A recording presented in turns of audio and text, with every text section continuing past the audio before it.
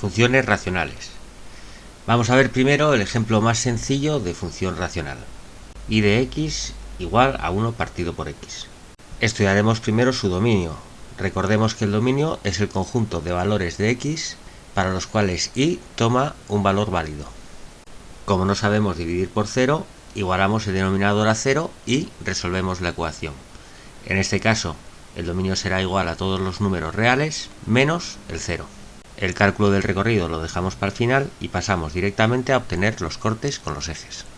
Los cortes con el eje x los obtenemos igualando y a 0, nos sale que 1 es igual a 0, esto no es cierto, luego no hay cortes con el eje x.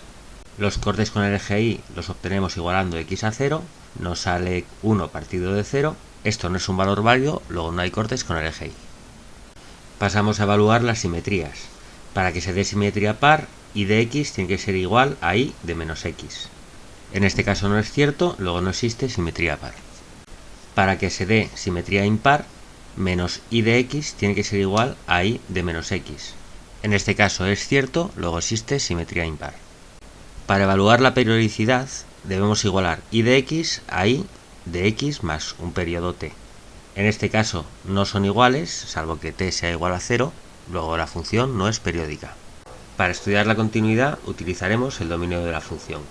La función será discontinua para los valores de x que no pertenezcan al dominio, en este caso el 0, así que procedemos a calcular los límites laterales en este punto para evaluar el tipo de discontinuidad. Por la izquierda nos sale menos infinito, por la derecha nos sale más infinito, luego en x igual a 0 tendremos una discontinuidad de salto infinito. Cuando en un punto x tenemos una discontinuidad de salto infinito, lo que en realidad tenemos es una asíntota vertical, es decir, en este caso tendremos una asíntota vertical en x igual a 0. Para obtener las posibles asíntotas horizontales, calculamos los límites de la función cuando x tiende a menos y a más infinito. En este caso, cuando x tiende a menos infinito, la función tiende a 0 por abajo, y cuando x tiende a más infinito, la función tiende a 0 por arriba. Cada uno de estos límites, si resultan en un valor finito, nos dará una asíntota horizontal. En este caso los valores coinciden, luego tendremos una sola asíntota horizontal en h de x igual a 0. Si existen asíntotas horizontales, no existen asíntotas oblicuas, luego no hace falta que las calculemos. Pasamos a obtener los puntos críticos, calculamos la primera derivada, nos sale menos 1 partido de x al cuadrado. X al cuadrado siempre será positivo, así que la primera derivada será negativa y la función será decreciente. Por otro lado, esta primera derivada nunca será igual a 0, luego no existirán ni máximos ni mínimos. Aún así, obtendremos la segunda derivada para estudiar la curvatura.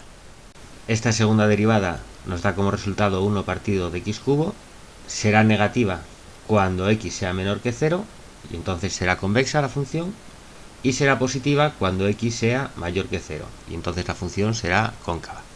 Recordemos que la concavidad y la convexidad es un convenio, por lo que es muy recomendable que indiquemos con una u o con una u invertida a qué nos referimos. Por último, gracias a las asíntotas horizontales sabemos que y no puede tomar el valor 0, luego el recorrido será todo el conjunto de los números reales a excepción del 0. Teniendo en cuenta todos los datos que hemos calculado, estamos en disposición de realizar la representación gráfica.